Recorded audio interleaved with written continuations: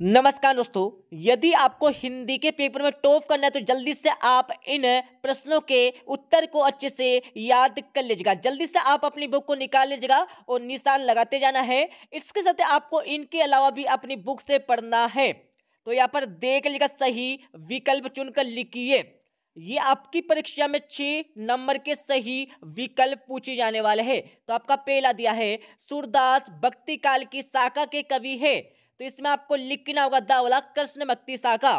इसके साथ यहाँ पर दूसरा आपका दिया है, किसी कार्य का करने या होने का बोध कराने वाले शब्द कहलाते हैं। तो इसमें आपको लिखना होगा ब वाला क्रिया। इसके साथ यहाँ पर तीसरा आपका दिया है, नेताजी की मूर्ति तैयार करने वाले मूर्तिकार का नाम है। तो इसमें आपको लिखना होगा सा वाला मोतीलाल आपको लिखना होगा। इसके साथ ही यहाँ पर चौथा आपका देख लिखा, विभवन भाव व्यभिचारी संज्ञो दृश्य निष्पत्ति या परिभाषा है। तो यह परिभाषा किसने लिखा है ये आपको बताना होगा। तो इसमें आपको लिखना होगा द वाला भरत मुनि की। इसके साथ यहाँ पर पांचवा देख लिखा, यह धीरे धीरे मुस्कुराने लगा इस वाक्य में क्रिया विशेषण का भेद है। तो इसमें आपको लिखना होगा सा वाला जीति वाचक क्रिया विशेषण। अच्छे से अपने बुक में लगा लीजिएगा निशान और पढ़ लीजिएगा एक बार। इसके साथ यहाँ पर छठा आपका देख लीजिएगा, जीति काल की काव्य की दृष्टि से बांटा गया है। तो इसमें आपको लिखना होगा बा वाला 3 भागों में। और इसके साथ ही यहाँ पर अलग से यहाँ पर सही विकल्प देख लीजिएगा, कृष्ण की संगति में रहकर भी उनके प्रेम से अछूते रहे। तो इसमें आपको लिखना होगा दा वाला उद्धव। और इसके साथ ही यहाँ पर अगला देख लीजिएगा, हालदार साहब कंपनी के काम से कस्बे से गुजरते थे। इसमें आपको लिखना होगा दा वाला हर 15वें दिन। इसके साथ ही यहाँ पर मेरा तीसरा देख लीजिएगा, बोलानत और उनके हम उम्र चबूतरे के एक कोने को बना देते थे। इसमें आपको लिखना होगा दा वाला नाटकगर। और चौथा आपका दिया है, चरणों में नियत मात्राओं के आधार पर दोहा है। इसमें आपको लिखना होगा सा वाला अर्ध मात्रिक छंद। अब यहाँ पर अगला देख लीजिएगा, इस क्वेश्चन में क्या करना, आपको खाली स्थानों की पूर्ति करना। आपका पहला दिया है, आश्रय की प्राय शारीरिक चेष्टाओं को खालतन कहते हैं। इसमें आपको लिखना होगा विवाह आपको लिखना है। दूसरा आपका दिया है, विस्तृत कलेवर वाले काव्य को खालतन कहते हैं। इसमें आपको लिखना होगा महाकाव्य आपको लिखना है। अब यहाँ पर तीसरा आपका देख लीजिएगा, 4 चरणों में समान मात्राओं वाले छंद को खालतन कहते हैं। इसमें आपको लिखना होगा सम मात्रिक छंद लिखना है। चौथा आपका दिया है, खालतन समास में दोनों पद प्रदान होते हैं। इसमें आपको लिखना होगा द्वंद्व समास आपको लिखना है।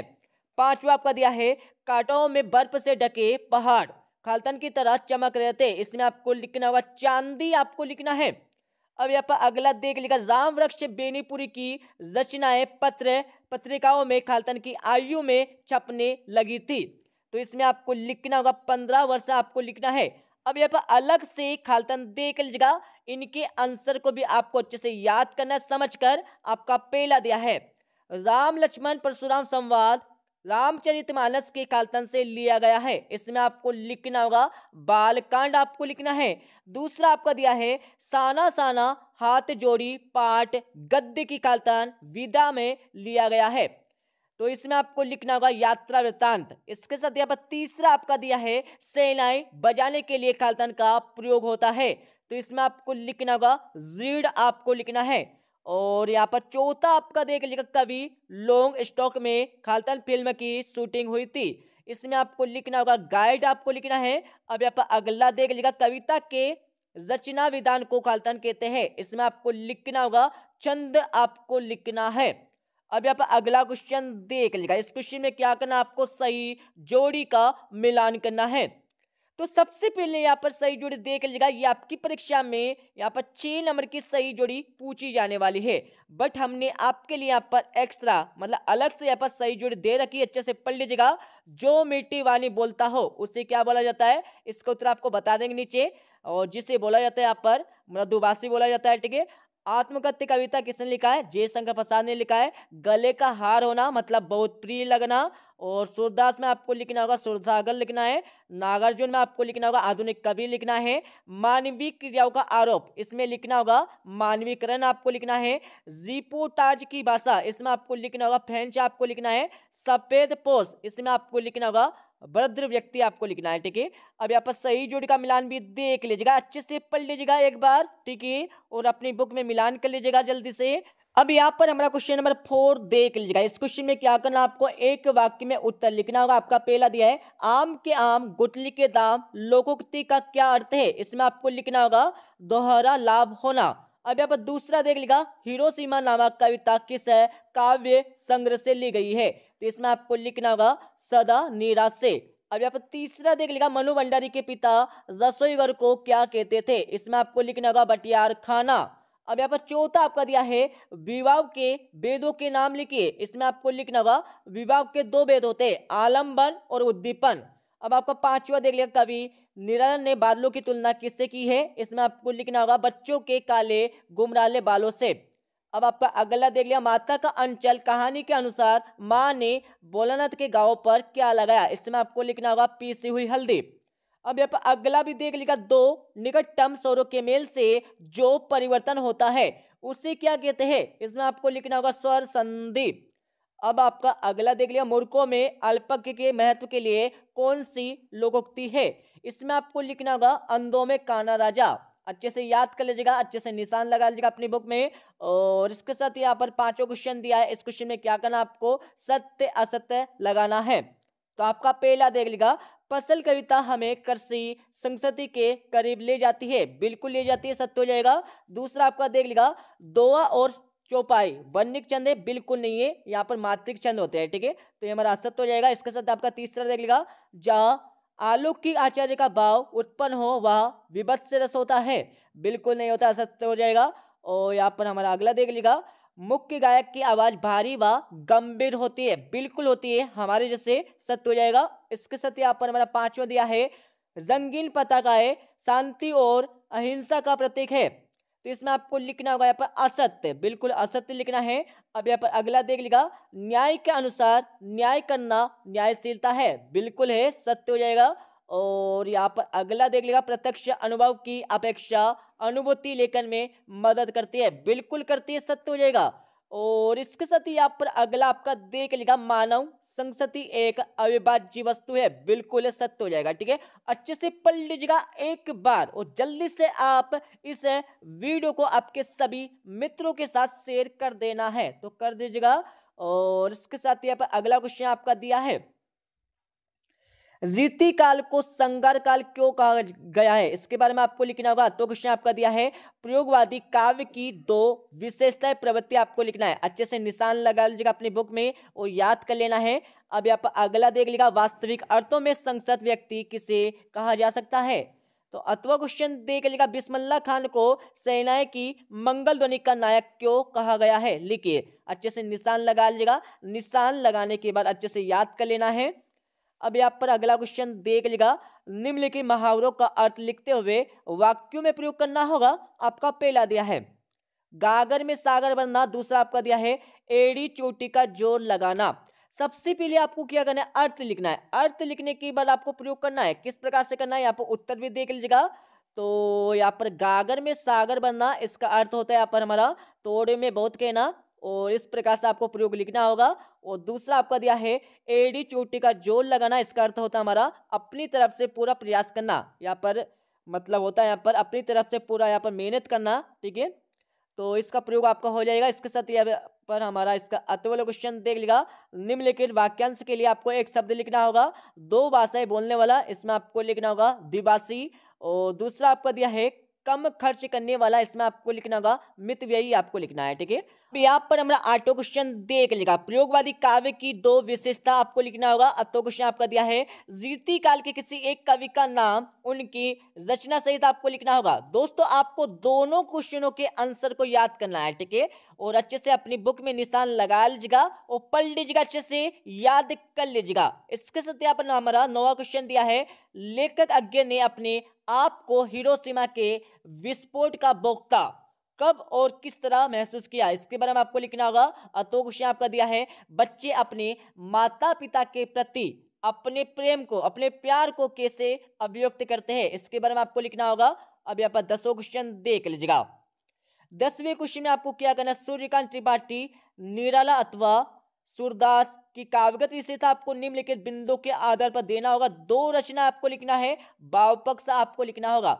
अब अलग से क्वेश्चन देख लीजिएगा, तुलसीदास अथवा नागार्जुन की काव्यगत विशेषताएं निम्न बिंदु के आधार पर लिखना होगा। दो रचना आपको लिखना है, भाव पक्ष आपको लिखना होगा। अब यहाँ पर 11 क्वेश्चन देख लेगा। गोपियों के अनुसार राजा का धर्म क्या होना चाहिए? तो क्वेश्चन आपका दिया है, परशुराम के क्रोध करने पर लक्ष्मण ने धनुष टूट जाने के लिए कौन कौन से तर्क दिए? कोई 2 तर्क आपको लिखना होगा, अच्छे से पढ़ लीजिएगा, याद कर लीजिएगा। इसके साथ यहाँ पर हमारा अगला क्वेश्चन दिया है, कवि नागार्जुन के अनुसार फसल क्या है? तो क्वेश्चन आपका दिया है, कवि निरल की आंख फागुन की सुंदरता से क्यों नहीं हट रही है? इसके बारे में आपको लिखना होगा। अब यहाँ पर हमें 13 क्वेश्चन देख लेगा। महाकाव्य की कोई 2 विशेषता आपको लिखना होगा। तो क्वेश्चन आपका दिया है, स्थायी विभाव एवं संचारी विभाव की परिभाषा आपको लिखना होगा, तो अच्छे से पढ़ लीजिएगा। और 14 क्वेश्चन आपका दिया है, अनुयोक्ति अलंकार की परिभाषा उदयन से लिखना होगा। तो क्वेश्चन आपका दिया है, छंद की परिभाषा लिखते हुए उसके प्रमुख भेदों के नाम लिखना होगा। और इसके साथ ये पर अलग से क्वेश्चन देख लीजिएगा। यहाँ पर हमारा अलग से क्वेश्चन दिया हुआ है, अतिशोक्ति अलंकार की परिभाषा उदयन से लिखना होगा। और यहाँ पर हमारा 15 क्वेश्चन दिया है, कहानी एवं उपन्यास में कोई 2 अंतर लिखना होगा। तो क्वेश्चन आपका दिया है, नाटक एवं एकांकी में आपको 2 अंतर लिखना होगा। अच्छे से पढ़ लीजिएगा, एक बार अच्छे से पढ़ लीजिएगा, ठीक है। और यहाँ पर हमारा 16 क्वेश्चन दिया है, स्वयं प्रकाश अथवा मनु भंडारी का साहित्यिक परिचय निम्नलिखित बिंदु के आधार पर देना होगा। 2 रचना आपको लिखना है, भाषा शैली आपको लिखना है। तो आपको दोनों की रचना याद करना है और दोनों की भाषा शैली आपको याद करना है, ठीक है। और इसके साथ ही यहाँ पर अलग से क्वेश्चन देख लेगा, हजारी प्रसाद द्विवेदी अथवा यशपाल जी का साहित्यिक परिचय आपको निम्नलिखित बिंदु के आधार पर लिखना होगा। 2 रचना आपको लिखना है, भाषा शैली आपको लिखना होगा। इसके साथ ही यहाँ पर हमारे 7वां क्वेश्चन देख लीजिएगा, बाल गोविंद भगत ने अपने बेटे की मृत्यु पर अपनी भावनाएं किस तरह व्यक्त की? अपने शब्दों में लिखना होगा। तो एक बाप का एक बेटे के प्रति किस प्रकार से प्रेम था और अपनी भावना किस प्रकार से व्यक्त की, उसके बारे में आपको लिखना होगा। तो क्वेश्चन आपका दिया है, सेनानी ना होते हुए भी चश्मे वालों को लोग कैप्टन क्यों कहते थे? इसके बारे में आपको लिखना होगा। अब यहाँ पर 18 क्वेश्चन देख लीजिएगा। इस क्वेश्चन में आपको क्या करना है, मीठी बोली का महत्व विषय पर अनुच्छेद आपको लिखना है। तो एक अनुच्छेद अच्छे से पढ़ लीजिएगा। और इसके साथ इसका अति वाला क्वेश्चन आपका दिया है, बढ़ती महंगाई के संबंध में ग्राहक और सब्जी विक्रेता के मध्य संवाद आपको लिखना है। संवाद मतलब होता है बातचीत, क्या होता है? बातचीत होता है, ठीक है। और इसके साथ यहाँ पर अगला देख लीजिएगा, यहाँ पर हमारा 19वां क्वेश्चन दिया, निम्नलिखित गद्यांश की सप्रसंग सहित वाक्य करके लिखना है। तो यहाँ पर गद्यांश को अच्छे से पढ़िए। पढ़ने के बाद आपको सबसे पहले परीक्षा में लिखना होगा संदर्भ लिखना है, संदर्भ के बाद आपको प्रसंग लिखना है, प्रसंग के बाद आपको वाक्य करके लिखना है। लगभग आप सभी को पता होगा किस प्रकार से इस क्वेश्चन का जवाब देना है। तो अच्छे से अपनी बुक से मिलान कर लीजिएगा। मिलान करने के बाद अच्छे से पढ़ लीजिएगा, समझ लीजिएगा, देख लीजिएगा। इसके साथ इसका तो क्वेश्चन आपका दिया है, इसमें अभी आपको सेम वही करना है। इसमें क्वेश्चन में आपको सबसे पहले संदर्भ लिखना होगा, संदर्भ के बाद आपको प्रसंग लिखना है, प्रसंग के बाद आपको वाक्य करना होगा। और यहाँ पर हमारा 21वां क्वेश्चन दिया है, निम्नलिखित में से किसी एक विषय पर निबंध लिखना होगा रूपरेखा सहित। क्या करना है? निबंध आपको लिखना है। तो आप सबसे पहले जीवन में खेलों के महत्व पर एक अच्छे से निबंध याद कर लीजिएगा। और इसके साथ ही यहाँ पर हमारा अगला क्वेश्चन दिया है, नगर पालिका अध्यक्ष को मोहल्ले के नियमित सफाई के संबंध में आपको आवेदन पत्र लिखना होगा। तो क्वेश्चन आपका दिया है, अपने मित्र को प्रातःकालीन सैर से होने वाले लाभ बताते हुए पत्र आपको लिखना होगा। तो आपको क्या करना है? दोनों को अच्छे से याद करना है, ठीक है। और इसके साथ ही यहाँ पर हमारा अगला क्वेश्चन दिया है, निम्नलिखित अपठित काव्यांश अथवा गद्यांश को पढ़कर दिए गए प्रश्नों का उत्तर आपको देना होगा। तो यहाँ पर सबसे पहले एक अपठित काव्यांश आपको दिया है, इसको अच्छे से पढ़ लीजिएगा। इसको पढ़ने के बाद इसके नीचे आपको 3 क्वेश्चन दिए। उपयुक्त काव्यांश का शीर्षक आपको लिखना होगा, कवि ने बादलों को कहा गिरते देखा, इसके बारे में आपको लिखना है। तीसरा आपका दिया है, उपयुक्त काव्यांश का भावार्थ आपको लिखना होगा। तो इस प्रकार से आपको उत्तर लिख देना है, यहाँ से देख लीजिएगा, लिख लीजिएगा अपनी रफ कॉपी में। और इसके साथ ही यहाँ पर अगला क्वेश्चन देख लीजिएगा, इसका अतो वाला क्वेश्चन दिया है, इसमें आपको एक गद्यांश दिया है। गद्यांश का आपको क्या करना है, इसको पढ़ने के बाद इसके नीचे आपको 3 क्वेश्चन दिए, तीनों के उत्तर आपको नीचे मिल जाएंगे, ठीक है। इस प्रकार से आपको लिखना होगा, तो पूरा देख लीजिएगा। और आपका यहाँ पर अगला क्वेश्चन क्या दिया था, मैं उत्तर बता देता हूँ। एक हमारा 2200 क्वेश्चन था, उसका उत्तर मैं बता देता हूँ, यहाँ पर देख लीजिएगा, जिसमें आपको एक आवेदन पत्र लिखना है। किसके लिए लिखना है? मूल्य की सफाई हेतु आपको आवेदन पत्र लिखना है। तो इसका उत्तर पूरा अच्छे से देख लीजिएगा। तो यहाँ पर देख लीजिएगा, इसका उत्तर आप लगा लीजिएगा। इस प्रकार से आपको आवेदन पत्र लिखना है पूरा का पूरा। सेवा में अध्यक्ष से नगर निगम भोपाल जो भी आपका है वो आपको लिख देना है, ठीक है। इस प्रकार से पूरा आपको उत्तर पुस्तिका में लिख देना है। अच्छे से पढ़ लीजिएगा, ठीक है, समझ लीजिएगा। आपको इनके अलावा अपनी बुक से भी पढ़ लेना है, बट सबसे पहले आप इन प्रश्नों के उत्तर को अच्छे से समझकर याद कर लीजिएगा, उसके बाद अपनी बुक से देख लीजिएगा, ठीक है। तो मिलते हैं अगले वीडियो में, जब जय हिंद, वंदे मातरम।